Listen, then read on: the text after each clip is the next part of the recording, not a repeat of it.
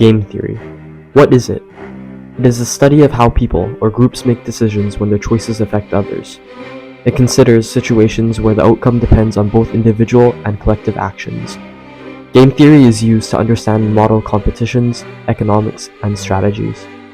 The development of game theory emerged as one of the Cold War's most transformative outcomes, reshaping the strategy used in politics throughout the world.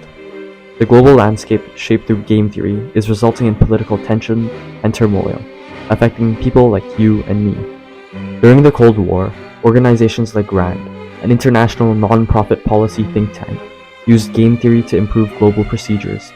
They predicted outcomes based on the people involved and possibilities.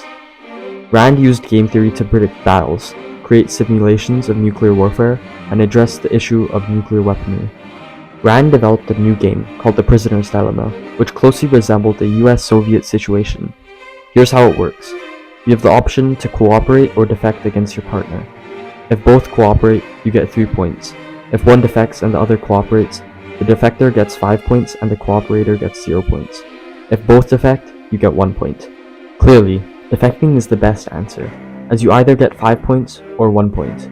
If both opponents are rational, they end up defecting, even if you could have gotten 3 points instead. Just like in real life, the US and Soviet Union defected. They spent around $10 trillion each developing a nuclear arsenal capable of destroying the world multiple times. Despite the potential for cooperation, they chose their own interests. Now, countries race each other to develop better technology, similar to the arms race and today's AI. The US government has signed contracts with OpenAI and Anduril to use AI in drones. The Manhattan Project and the development of the hydrogen bomb during the Cold War are parallels to this, with America trying to outdo the rest of the world. Eventually, AI will be used. DeepSeek, a Chinese AI company, created an AI rivaling to ChatGPT for around $6 million using inferior chips. It's interesting to see how it's developed. It's a classic case of capitalism versus communism, with OpenAI and DeepSeek competing to create better AI. The fear of the other side is caused by a different ideology on society, leading to competition to prove superiority. Like mentioned before, this situation could be modeled by the Prisoner's Dilemma. Even if both sides choose not to develop AI for harmful purposes, they could work together to create a better environment for people, and potentially revolutionize AI. However, this is unlikely and requires cooperation, which is highly likely impossible. There's also an aspect of mentality to this. The Cold War caused the existential threat of constant death. People feared nuclear technology, only seeing the bad in its good.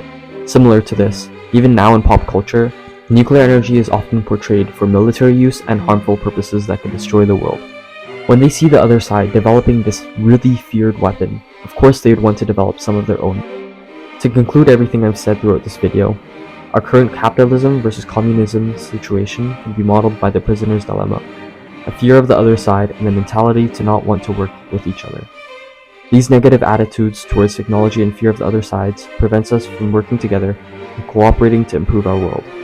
They want to use this feared technology on each other. Both people and new technologies fear change, the disruption of the normal. We choose to defect, scared of change, rather than risk it by cooperating.